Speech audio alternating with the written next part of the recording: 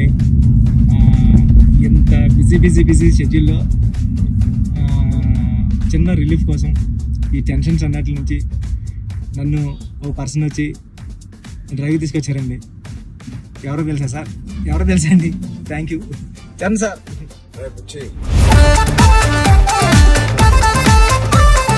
ఏం లేదు బుచ్చి, ఒకటి అడుగుతాను ఏం అనుకో కదా. చెప్పండి సార్. సరే మీరు అడిగితే ఏమనుకుంటారు సార్? నీ బైసెప్ మిస్ అవుతున్నా సార్. ఆ రోజు చూపి ఒకసారి. ఓజీ వైరల్ అయిపోయిందంటే నన్ను ఎవరు చూడలేదు ఆ మేకింగ్ వీడియో. చిరంజీవి గారి ముందు నువ్వు చూపించిన బైసెప్ ఓజీ పెద్ది అని కూడా అనౌన్స్ చేస్తుంది. హెల్త్ బాగుండాలి sir. Thank you sir. Sir నేను ఒక విషయం చెప్పాలి సార్. చెప్పండి సార్. నేను జిమ్ కి దిల్షునగర్ లో చదువుకున్నప్పుడు, ఎంబీఏ చదువుకున్నప్పటి నుంచి నేను జిమ్ కి డబ్బులు కట్టాను సార్. కానీ వెళ్ళడం రావడం ఎప్పుడు అంత సీరియస్ గా తీసుకోలేదు కదా సార్. మిమ్మల్ని చూసిన తర్వాత పెద్దిలో మీ డెడికేషన్ చూసిన తర్వాత నిజంగా చెప్పినా సార్, మీ డెడికేషన్ చూసిన తర్వాత అరే చరణ్ సార్కి అన్నీ ఉన్నాయి సరే, హెల్త్ కోసం సినిమా కోసం ఇంత కష్టపడుతున్నారు, మనకి ఏం పని ఉంది అసలు? మనం కష్టపడి రోజు ఎక్సర్సైజ్ 40 minutes చేసుకుంటే బాగుంటుందండి రీల్స్ లోని దాంట్లో చూసినప్పుడు నాకు అంత అనుకున్నాను కానీ సార్, ఎన్నో రీల్స్ సేవ్ చేశాను సార్, కానీ అంత ఇంపాక్ట్ క్రియేట్ చేయలేదు. నేను జిమ్ కోసం నేను సేవ్ చేసిన రీల్స్ చూస్తే సార్, ఆ రీల్సే నాకు తెలిసి ఒక నెక్స్ట్ జన్మ కూడా సరిపోతుంది రీల్స్ సేవ్ చేశాను సార్. కానీ మిమ్మల్ని చూసిన తర్వాత డెడికేషన్ చూసిన తర్వాత రోజు 40 minutes చేద్దారని మాత్రం చేస్తున్నా సార్. అసలు నువ్వు నన్ను పెట్టిన టార్చర్ కి ఆ బాడీలు రావడానికి, ఆ బాడీలు అన్ని రావడానికి ఒకటి క్రికెట్ బాడీ అడిగావు. క్రికెట్ సార్ అంటే క్రికెట్ బాడీ అంటే అసలు చాలా లీన్ గా మన తిలక్ వర్మ, హార్దిక్ పాండ్యా ఒక షర్ట్ వేస్తే ఎలా ఉంటుంది, ఇదే నాకు చెప్పింది నాకు నరేషన్ అప్పుడు. అదొక బాడీ అడిగావు. కొన్ని రోజుల తర్వాత మళ్ళీ సార్ క్రికెట్ బాడీలో కూడా మీరు కొంచెం బండగా ఉండాలి. ట్రైబల్ వ్యక్తి ఎంత స్ట్రాంగ్ గా ఉంటాడో అది బాడీ బిల్డింగ్ చేస్తే వచ్చే స్ట్రెంత్ కాదు. అవును సార్. ఆడికి అలవాటుగా ఆ కొండలోని అట్లా తిరగడం వల్ల వచ్చిన బాడీ అన్నట్టు అదొకటి అడిగే. అది అయిపోయిన తర్వాత సార్ మళ్ళీ సార్ కొన్ని రోజులు మళ్ళీ షూటింగ్ జరుగుతా ఉంటే సార్ ఏంటి సార్ నాకు ఆ లుక్ రావట్లేదు అంటావు. ఈ లుక్ షూట్ చేస్తే ఆ లుక్ ఎలా వస్తుంది? కుస్తీ లుక్ కావాలన్నాను సార్. నాకు రెజ్లింగ్ లుక్, కుస్తీ లుక్ కావాలంటున్నావు సార్. నిజంగా చెప్పాలంటే సార్ నాకు అడగడానికి కూడా భయం వేసేది సార్. అంటే ఏంటి టైం లైన్ కూడా ఎక్కువ లేదు సార్. అంటే ఇప్పుడు క్రికెట్ అయిపోయినా షూట్ అయిపోయినా కరెక్ట్గా 2 months కి 3 months కి మీరు మళ్ళీ మన షర్ట్ అయిపోద్దండి. అక్కడ షర్ట్ అయిపోతే మీ బాడీ తెలిసిపోద్దండి. మీరు అలా గ్రాడ్యువల్ గా షర్ట్ ఆ బాడీని అలా మెయింటైన్ చేస్తే కుస్తీ టైంకి మళ్ళీ ఓపెన్ చేయడం అదంతా కూడా చాలా కష్టపడ్డారు సార్. ఆ ఇన్స్పిరేషన్ తీసుకునేందుకు నిజంగా సుకుమార్ గారి బ్యాచ్ మీకు దండం పెట్టాలి. మరి మా గురుగారు అంత కాదు సార్. నేను నువ్వా సార్? మీ గురుగారు ఇంకా బెటరే బాబు. బట్ నిజంగా ఇవన్నీ నేను చేసింది సుకుమార్ గారి అసిస్టెంట్ అనో లేకపోతే బుచ్చిబాబు ఉప్పెన తీసిన బుచ్చిబాబు కోసం కాదు. నేను నిజంగా చెప్పాను, I was in love with your script.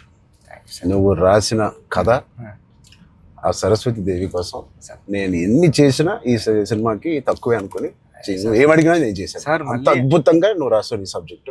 ఆ సబ్జెక్ట్ కోసం ఆ సబ్జెక్ట్ చేయించుకుని నాతో అనొచ్చు. నేను నువ్వు కాదు సార్ నువ్వు రాసిన సబ్జెక్ట్. అంటే సార్ థ్యాంక్ యూ సార్. కానీ అంటే మళ్ళీ ఇది అయిపోయిన తర్వాత ఇంకొక సెటప్ ఉంది అండి. మళ్ళీ దానికి బాడీ ఇచ్చారు.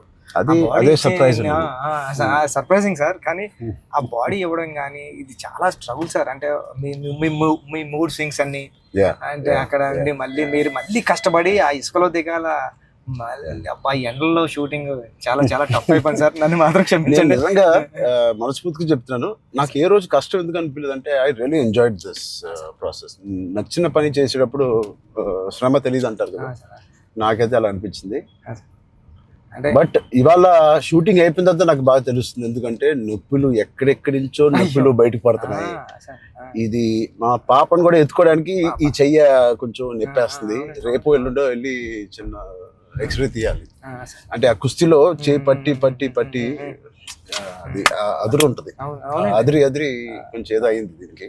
మళ్ళీ మీకు చేతికి అది కుస్తీలో పట్టడం, ఆ పైల్వాన్స్ అందరం తిరగేయడం అట్లతో పాటుగా మళ్ళీ సార్ పైగా నువ్వు పెట్టింది ఆర్టిస్ట్ కాదు, నిజమైన పైల్వాన్స్. వాళ్ళని బతిమాలి బాబు నువ్వు యాక్టింగ్ చేయరా బాబు అని చెప్పడానికి వాళ్ళకి టర్న్ అవడం గట్రా రావట్లేదు సార్. సినిమా యాక్షన్ చెప్తే వాళ్ళు నిజంగా కుస్తీ నిజంగా పైల్వాన్ పట్టుకుంటున్నారు. పాపం సారీ సార్ అంటున్నారు. మళ్ళీ స్పోర్ట్స్ మ్యాన్ ఇన్స్టింక్ట్ ఉంటుంది కదా, స్పోర్ట్స్ మ్యాన్ స్పిరిట్, అది ఎంత మనం యాక్టింగ్ చేయరా అన్నా కూడా రాదు వాళ్ళకి. నాకే ఊపు వచ్చి ఒరిజినల్ గా వచ్చేసి మిమ్మల్ని మీ ఒక ఫైల్ మన్ అయితే పట్టుకొని వచ్చేసి టప్ మని మీ నెక్క దగ్గర పట్టుకొని అది ఎందుకు సార్ కుస్తీలో మీ కొన్న మీద అంత తప్ప అయితే నేనైతే పానిక్ అయిపోయాను సార్ నేను లేచి అదైతే చాలా అంటే దేవుడు ఉన్నాడు కాబట్టి జరిగింది సార్ కన్ను మీద అంటే నాకు చిరంజీవి సార్ ఏం చేస్తారని భయం వేస్తుంది. సెకండ్ హాఫ్ మనం సినిమా రన్ త్రూ లో కదా తీసాం. అవును సార్, సినిమా రన్ త్రూ లోనే మన షూటింగ్ కూడా సీనిక్ ఆర్డర్ లోనే తీసాం మన సినిమా. అవును సార్. సో అది తీయడం వల్ల ఐ థింక్ నాకైతే చాలా చాలా హెల్ప్ అయింది మీరు అలా తీయడం వల్ల. ఒకటి మనందరికి ఇది జర్నీ ఆఫ్ పెద్ది కాబట్టి బిగినింగ్ టు ఎండ్ ఆ జర్నీ ప్రకారంగానే మనం తీయడం అనేది అందరికి ఆ మూడ్ లో రావడానికి అర్థమైంది. ఈ సీన్ ఎందుకు తీస్తున్నాం అందరికి అర్థమైంది, ఎందుకంటే దాని ముందు రోజే ఆ సీన్ తీసాం కాబట్టి. రన్ త్రూ లో వచ్చేసరికి మన సెకండ్ హాఫ్ అంతా మనం ఒకే టైం పీరియడ్ లో షూట్ చేసాం. అవును సార్. సెకండ్ హాఫ్ అంటే ఏంటి, కల్మినేషన్ ఆఫ్ ఆల్ ద మీరు రాసిన స్టోరీ అంతా culmination, heaviest action, heaviest emotion, heaviest song second half లోనే పెడతాం. సో అంత హెవీ వర్క్ మనకి లాస్ట్ 65 days లో మనం షూట్ చేసాం. నిజంగా దేవుడు లేకపోతే అంత హెవీ వర్క్, అన్ని కుస్తీ ఫైట్లు, క్లైమాక్స్ ఫైట్, క్లైమాక్స్ సాంగ్, ఇంకో సాంగ్ రే రే రారా ఏమి మనకేం అవ్వకుండా మీకేం అవ్వకుండా నాకేం అవ్వకుండా జరిగిందంటే అది నిజంగా పెద్దకున్న బలం. అది పెద్ద సబ్జెక్ట్ కి పెద్ద స్క్రిప్ట్ చేయించుకుంది తప్ప.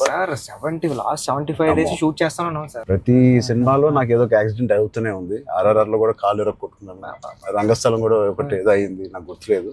గేమ్ చేంజర్ లో ఇక్కడ లిప్ కట్ అయిపోయింది, ఇక్కడ ఇది అయింది. కానీ ఎక్కడ ఒక్కరోజు మన షూటింగ్ ఆపింది లేదు. అది నిజంగా అది దేవుడు.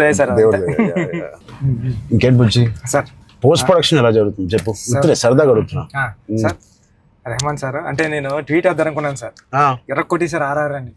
అంటే మళ్ళీ 2 ఎట్లా అయిపోతుందో నేను వేయలేదు సార్. నెక్స్ట్ లెవెల్ RRR ఇచ్చారు sir Rahman sir. Okay, next level అండి. అంటే ఎమోషన్ కానీ నాకు నేను వెళ్ళి కూర్చున్నాను సార్. నిన్నే కూర్చుంటే ఇది మన సినిమా మన విజువల్ ని నెక్స్ట్ లెవెల్ పట్టుకుపోయారు సార్. ఓకే, రెహమాన్ గారు కానీ, రత్నవేల్ సార్ కానీ. అసలు అంటే రత్నవేల్ గారి నుంచి మాట్లాడారు. మనం అనుకున్నప్పటి నుంచి అది ఎంత పెద్ద అసెట్ రత్నవేల్ గారు. ఇట్ ఈస్ అంటే బ్యూటీ షాట్స్ ఇచ్చారు, కమర్షియల్ షాట్స్ ఇచ్చారు, అండ్ కథని అర్థం చేసుకునే విధానం.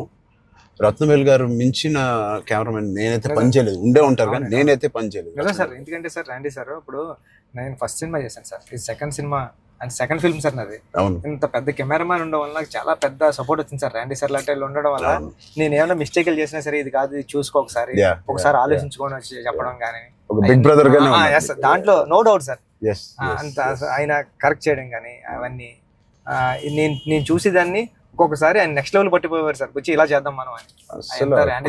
లైటింగ్ మాత్రం వేరే స్థాయిలో ఉంటుంది అసలు. సార్ మీకు చెప్పాలంటే ఢిల్లీ ఎపిసోడ్, ఢిల్లీలో ఎలా ఉన్నారంటే సార్ మీరు ఢిల్లీ ఎపిసోడ్ నాకు మిమ్మల్ని చూసిన ప్రతిసారి కళ్ళంట నీళ్ళు వస్తారు సార్. ఐ థింక్ నా ఫేవరెట్ ఎపిసోడ్ చెప్పొచ్చు లేదో తెలియదు ఇస్ ద ఢిల్లీ ఎపిసోడ్. అంటే నీ కథ మొత్తం నువ్వు ఇందాక 2 గంటలన్నర కథ లేదా 3 గంటల కథ, ఆ ఢిల్లీ ఎపిసోడే మీ కథ. అవును సార్. ఢిల్లీ నేను ఢిల్లీ ఎడిటింగ్ రూమ్ లో చూసిన ప్రతిసారి మీకు కాల్ చేశాను సార్.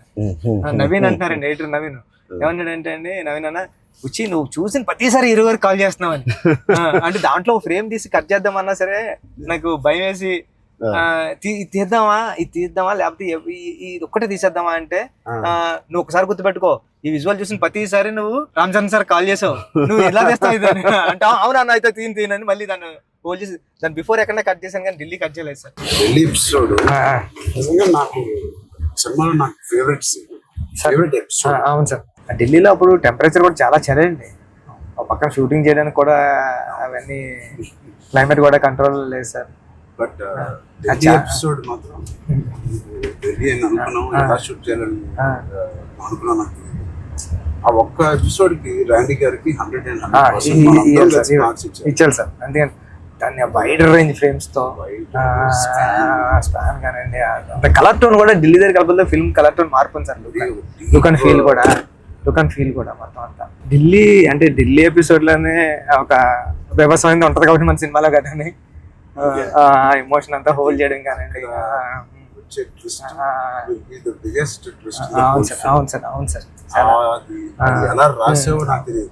సార్ నేను ఉప్పెనలో నువ్వు రాసిన ఆ పాయింట్ కన్నా సార్ ఇది ఇంటూ 100. అవును సార్ సార్ నేను అది చెప్పాలనుకున్నప్పుడు కూడా అంటే ఒక స్టార్ హీరోకి అలాంటి పాయింట్తో ఎలా వర్కౌట్ అవుతుంది అన్న థింగ్ ఉంటూ కూడా సార్ అక్కడే హీరోయిజం ఒక ఒక 50 times పెరిగిపోతుంది సార్. అలాంటి సిచ్యువేషన్లో హీరోయిజం పడిపోతుందండి. అలాంటి సిచ్యువేషన్లో ఈ కథలో అలా సెట్ అయింది సార్. హీరోయిజం నెక్స్ట్ లెవెల్కి వెళ్ళి కూర్చుంటారు సార్ అక్కడ.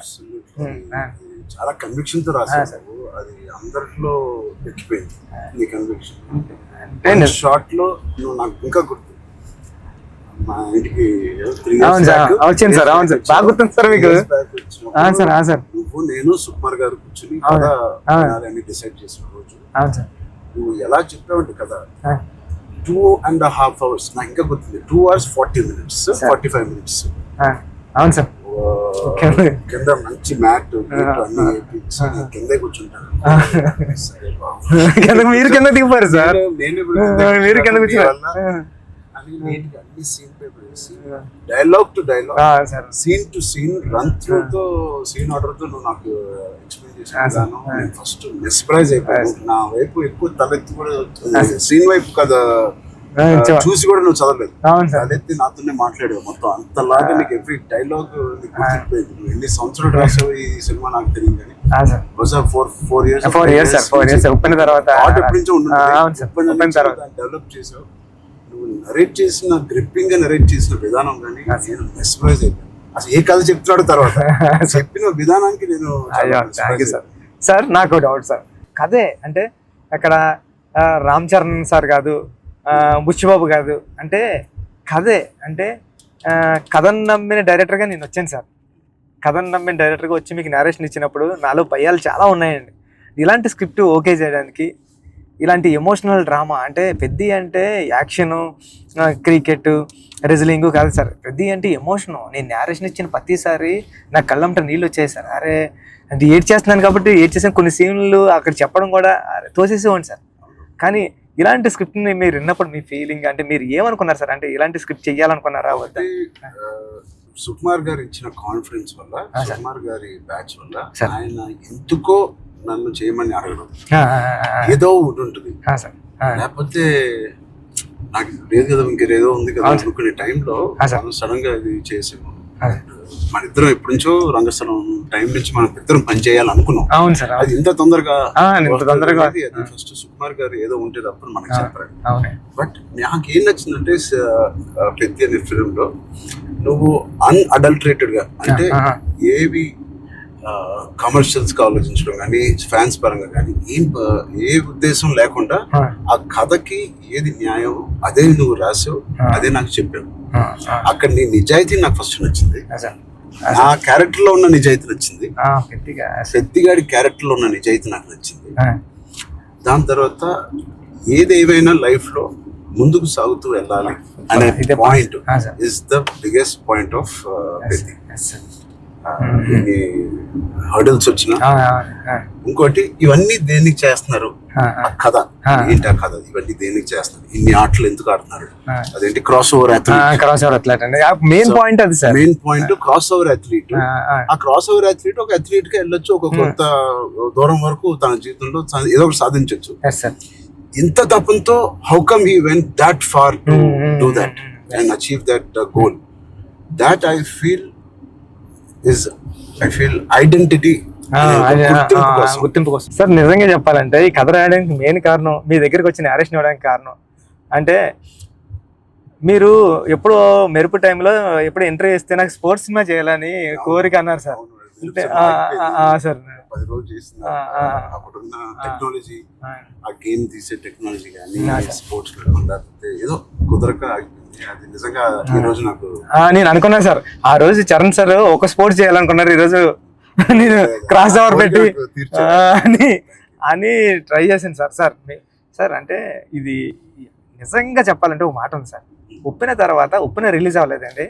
కోవిడ్ టైంలో ఉప్పిన ఓటీటీకి అంటున్నారు సార్. ఓటీటీ వేసేద్దాం. చాలా వరకు 1 year 12 months వరకు ఒక వెయిట్ చేశారండి. కానీ ఇంకా కోవిడ్ ఎప్పుడు వెళ్ళిపోతుందో తెలుస్తలేదు సార్. అలాంటి సిచ్యువేషన్లో మా గురువు గారు ఫోన్ చేసి, సుకుమార్ గారు ఫోన్ చేసి అడిగితే, ఒరే ఇంక ఏం చేయలేమరా, ఇంక మనం హోల్డ్ చేసాం, ఇంకా ఈ పాండమిక్ ఎప్పుడో తెలుస్తలేదు, మనం వేసేద్దాం అన్నారండి. ఓటీటీ వెళ్ళిపోదాం అన్న టైంలో ఇంకేం చేయాలో తెలియక సుఖ సార్ని అడిగాను, సార్ ఏం చేస్తే బాగుంటుంది సార్ అంటే, నీ దగ్గర ఉన్న లైన్లు చెప్పరా అన్నారండి. ఈ లైన్ చెప్పాను సార్. ఈ లైన్ చెప్పినంటే సుఖ సార్ అన్నారండి, ఈ లైన్ అదిరిపోద్దురా, చేయరా, మళ్ళీ కొత్త ఫిల్మ్ అయిపోతుంది, ఐడియా కొత్తగా ఉంది అన్నారు. అవునా అని సార్ మీరు నమ్మరు, నాకు స్క్రీన్ షాట్ ఉంది, మా స్టాండర్డ్ రామన్ గారికి కూడా అది బుక్ మరి రాసిపోయి పిఠాపురం దత్తత స్వామి గుళ్ళోకి వెళ్ళి కూర్చొని, నాకు సెకండ్ ఫిల్మ్లో హీరో రామ్ చరణ్ గారు, మీకు చూపిస్తాను సార్ ఎప్పుడు నా ఏదైనా ఇంటర్వ్యూ, రామ్ చరణ్ గారు. అవును సార్, చూపించాను సార్ మీకు. హీరో బెల్లం ఫ్యాక్టరీలో వర్క్ చేస్తూ ఉంటాడు, క్యారెక్టర్ సూపర్ ఉంటుంది, పెద్ది అని రాశాను సార్. ఫస్ట్ ఫిలిం ఇంకా రిలీజ్ కాలేదు, సెకండ్ ఫిలిం రామ్ చరణ్ గారితో డ్రీమ్ అంటే నేను అనుకుంటాను సార్, మనిషి గట్టిగా కోరుకుంటే ఏదన్నా అయిపోతుంది సార్, గట్టిగా కోరుకోవాలి సార్. నాకు కూడా ఇంత గొప్ప సినిమాలో హీరోగా చేయడం అనేది, గొప్ప రైటింగ్ రావడం అనేది, అది కూడా నేను ఎక్కడో అనుకున్నాను, ఎప్పుడో మెరుపు అప్పుడు అనుకున్నాను ఒక స్పోర్ట్స్ సినిమా చేయాలి మీ సంకల్పమే సార్ అది. అప్పటి నుంచి 10 ఏళ్ళు అయిపోయింది మెరుపు, ఆల్మోస్ట్ 12 years అయిపోయింది. ఆ 12 years నుంచి నా కోరిక, నీ కోరిక ఏదో సరే ఇద్దరిని సుకుమార్ గారు కలిపారు. సుకుమార్ గారు దేవుడు మా గురుగారు తీసుకొచ్చి, అందుకే నేను ఎప్పటికీ మా గురుగారు 2 పని ఉంటాను సార్. నిజంగా ఏదైనా అంత గట్టిగా అనుకోవాలనేది నాకు మళ్ళీ అనిపించింది. అనుకుంటే సాధ్యం అవుతుంది అనేది, అనుకుంటే అవుతుంది అన్నారు. మీరు ఏదైతే అన్నారో ఇదే మన కథ సార్. పెద్దిగాడు ఏది వదలడండి, పెద్దిగాడు పట్టుకుంటే అంటే చిన్న చిన్న ఇన్సిడెంట్లకే ఈ జనరేషన్ అంతానే అది కాదు, ఇది అవుతులేదు అని కొద్ది ప్యానిక్ అయిపోయి రకరకాల డెసిషన్ తీసుకున్నారు కదా సార్. అలాంటి సిచ్యువేషన్లో పెద్ది చాలా ఇన్స్పిరేషనల్ క్యారెక్టర్ సార్. పెద్దిగాడు అందరికీ హృదయంలో ఉండిపోతారు సార్. పెద్దిగాడు చాలా ఇన్స్పిరేషనల్ క్యారెక్టర్ అంటే నిజంగా చెప్పాలంటే పాఠ్యాంశాల్లో అంటే బుక్స్లో ఉండాల్సిన క్యారెక్టర్ అండి. 7th class నాన్ డీటెయిల్లో ఉంది సార్, అంటే పట్టుదల ఉంటే సాధించలేనిది లేదని. అలాంటి బుక్ లో నేను రాసినప్పుడు నాకు ఆ కథ గుర్తొచ్చిందండి. అరే విక్రమాదిత్య ఏదో అండి అతని పేరు, అతను చాలా స్ట్రగుల్ అయ్యి అనుకున్నదాన్ని రీచ్ అవుతాడండి. అంటే పెద్దికి కూడా విజయం అంత ఈజీగా దొరకలేదండి. పెద్ది చాలా స్ట్రగుల్ అవుతా తన విజయాన్ని, తన డెస్టినేషన్ ని, తన గోల్ ని రీచ్ అవ్వగలిగాడు కానీ అంత ఈజీగా ఈ జనరేషన్ చిన్న చిన్న వాటికే కొద్దిగా ప్యానిక్ అయిపోయి అది కాదు ఇది కాదు అంటారండి. ఇది చాలా ఈ జనరేషన్ సెట్ అవుతుంది, ఈ జనరేషన్ కి చాలా ఇన్స్పిరేషనల్ స్టోరీ. మోటివేషన్ అంటే ఐ ఫీల్ ఒక వ్యక్తికి మోటివేషన్ దొరకడం పొద్దున్న లేచి, అంటే ఇలాంటి సిచ్యువేషన్ వచ్చి నా లైఫ్ లో కూడా వచ్చింది. ఇది వాళ్ళ జనరేషనే కాదు, కోవిడ్ టైంలో అందరికీ ఒక రకంగా కొట్టింది కదా కోవిడ్. మానసికంగా కొట్టింది, హెల్త్ పరంగా కొట్టింది, ఫైనాన్షియల్ గా కొట్టింది, ఈ వేరే రకాలుగా కొట్టినాయి. నాకు కూడా ఒక రకంగా కొట్టింది. And it was very low phase అవన్నీ అన్నాను, కానీ ఇట్ ఈస్ అంత స్ట్రాంగ్ వర్డ్స్ నేను వాడట్లేదు, కానీ ఒక కన్ఫ్యూజ్డ్ స్టేట్ లో ఉండేవాళ్ళం. అంటే అప్పటికి RRR మధ్యలో మీకు కూడా సార్, నాకు కూడా RRR 30-40% అయిన తర్వాత ఆ బ్రేక్ పడింది, అయితే 50% తర్వాత ఆ బ్రేక్ పడింది.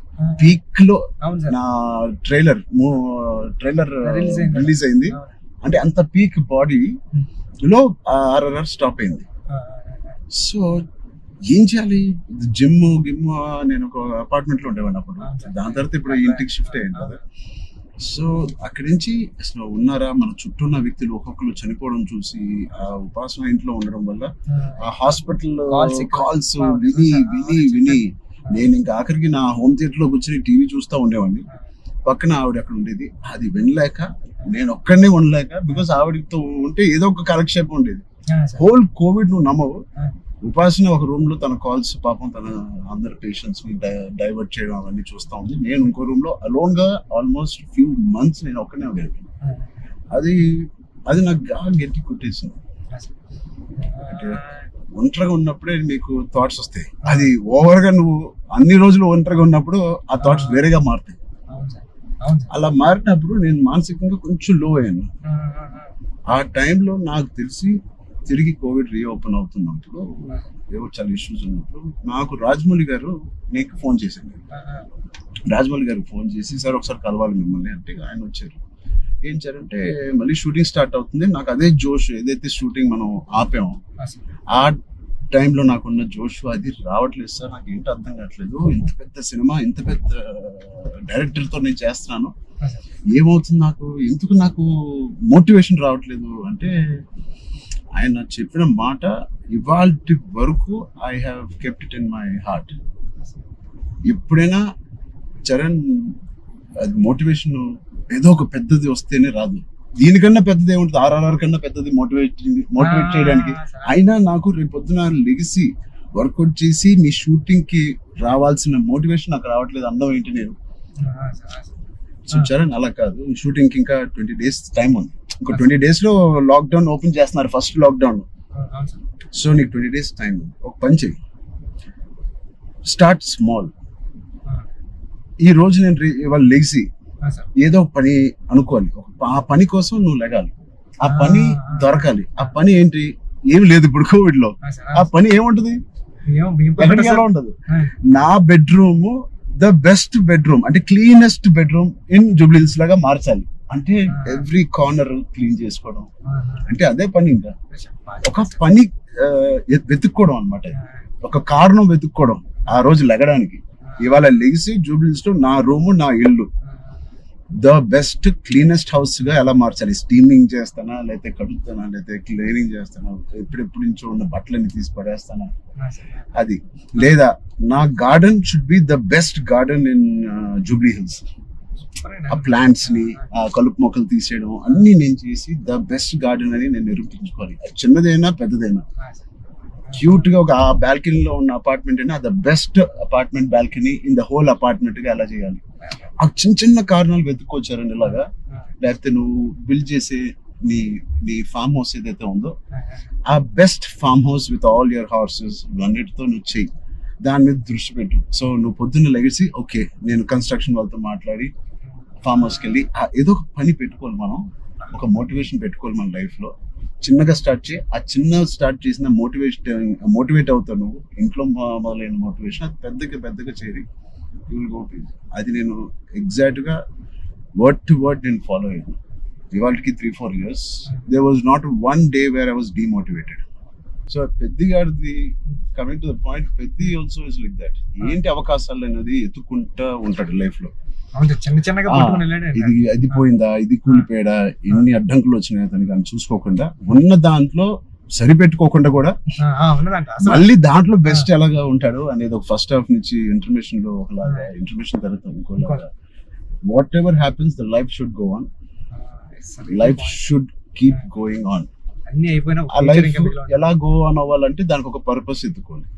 ఆ పర్పస్ నేను చెప్పినట్టు చిన్న చిన్నగా ఉండొచ్చు, పెద్ద ఉండొచ్చు. నేనే అనుకున్నాను చాలా బాగా మాట్లాడారు. లేదు ఐ థింక్ ఇవన్నీ కోవిడ్ నుంచి కథ నుంచి వెరీ వెరీ ఇన్స్పైరింగ్ కథ. ఈ మధ్య ఒక ఇన్స్పైరింగ్ కథల్లో నేను చూడడం అనేది నేను ఎక్కడ చూడలేదు. అంటే ఒకప్పుడు లగాన్ చూసాను, ఒక దంగల్ చూసాను, స్వయం కృషి ఉంటదండి. అంటే సార్ ఇది ఉంటూ అంటే ఎక్కడ కమర్షియలైజ్ తగ్గదు సార్ పెద్ద. అంటే ఒక స్టార్ హీరోతో ఇలాంటి ఆర్గానిక్ కథ చెప్పడం అంటే చాలా టఫ్ జాబ్ సార్. ఈ రెండు బ్లెండ్ చేయడం. తమ్ముడు అనే సినిమా అది కూడా కరాటే ఇవన్నీ ఉండి చాలా బేవర్స్ గా తిరిగే ఒక తమ్ముడు ఒక కారణం వల్ల ఒక పర్పస్ వెతుక్కుని నేను ద బెస్ట్ గా అవ్వాలి, మా ఫాదర్ కి నిరూపించుకోవాలి. సో ఆయన పర్పస్ ఆ ఫాదర్ కి నిరూపించుకోవాలి, అంతేనా? బ్రదర్ ఒకటి బ్రదర్ కాళ్ళు ఇరిగింది, అది ఫాదర్ వీడేం చేస్తాడు బ్రదర్ కాళ్ళు అంటే. సో ఆ కారణం ఒకటి ఎత్తుక్కోవడం అనేది, అది నీ సినిమాలో నీ కారణం అనేది is the most biggest commercial point. దానికి audience will be shocked. Waiting sir, దానికోసం టెన్షన్ గా ఉందండి. పెద్ది అంటే పెద్ది అన్నదే అంత ఒక స్టోరీ అండి. ఇంకా స్టోరీ మీరు రామ్ చరణ్ గారు కనిపించలేదు సార్, చూసిన వాళ్ళు అందరూ కూడా అదే చెప్తున్నారండి. రామ్ చరణ్ గారు కనిపించకుండా దాంట్లో అంతలా ఇన్వాల్వ్ అయిపోయారండి మీరు. ఒక పావు గంట ఒక హాఫ్ అన్ అవర్ సినిమా తర్వాత పెద్ద క్యారెక్టర్ లోకి వెళ్ళిపోతాం సార్. మీకు జాన్వీ క్యారెక్టర్ కూడా లుకింగ్ సో బ్యూటిఫుల్. అండ్ నువ్వు అనుకున్నప్పుడు నుంచే జాన్వీ కపూర్ అని అంటానే ఉన్నావు, కానీ అమ్మాయి కూడా ఒక హీరోలా ఉంటది సార్. అక్షయమ్మ క్యారెక్టర్ అంటే చాలా strong character sir. Akshayamma is very good aura. అవును sir. Every time Janhvi screen మీదకి వచ్చినప్పుడు ఆవిడ ఆరా సగం పని చేసుకుని వెళ్ళిపోతుంది. కొన్ని వాళ్ళు అమ్మకున్న వాళ్ళ ఆవిడకి స్ట్రైట్ దిగిపోయింది. సార్ కొన్ని సీన్స్ లో శ్రీదేవి గారి లాగా అనిపిస్తుంది రేపు వచ్చి సార్. సరదాగా మాట్లాడుకుందాం, అన్ని అయిపోయినాయి. సార్ ఇప్పుడు నిజమైన టాపిక్ మాట్లాడదాం. సార్ చెప్పండి సార్. నిజంగా ఒక మంచి సినిమా తీయాలంటే ఎంత శ్రమ పడతాం మనకు తెలుసు. అంటే ఏది ఇచ్చినా కొద్దిగా మంచి కంటెంట్ ఇవ్వాలని అందరూ గర్వపడే సినిమా, నిజంగా అందరూ ఇన్స్పైర్ అయ్యే సినిమా. ఫ్యాన్స్ అందరికి అది నిజం సార్. ఎందుకంటే చాలా మంచి సినిమా తీశారు మా హీరో గారు అన్న చెప్పుకోవడానికి అంత ఉంటది సార్. మీకు గుర్తుందా సార్, ఈ సినిమా తర్వాత చాలా మంచి పేరు వస్తుంది, మీకు చాలా మంచి పేరు వస్తుంది అని చెప్పింది. మంచి కదా కాదు సార్, ఇంకా మంచి పేరు వస్తుంది అని. అంటే సార్ మీరు ఒక మాట అన్నారు, ఇన్స్పైరింగ్ పర్సనాలిటీ లైఫ్. అవును సార్, మీరు ఒక మాట అన్నారు గుర్తుంది సార్. అప్పుడు ఉపాసన మేడం గారు ఉన్నారండి. ఉపాసన గారు అంటే బుచ్చి నాకు మంచి పేరు వస్తుంది అంటే ఈ పేరు ఏదో పెళ్లికి ముందు వచ్చింటే ఇంకా ఇంకా మంచి సంబంధం వచ్చింది నాకు అని మేడం పక్కన చెప్తున్నారండి. మేడం అన్నారండి. అంటే అంత మంచి కథ రాసావంటే అసలు సంబంధాలు మనకి అలా లైన్ లో వస్తాయి. అంత అయిపోయింది. రెహమాన్ సార్ ఆర్ఆర్ వర్క్ చేస్తున్నారు. లేకపోతే నేను అవ్వకపోతే సార్తో ఎంత అలాగా నేను రాలేను సార్ అని బతిలాడుకున్నాను. అయిపోయింది వర్క్. ఓలా బుక్ చేస్తాను చెప్తున్నా సార్. చాలా దూరం తీసుకొచ్చారు సార్ మిమ్మల్ని.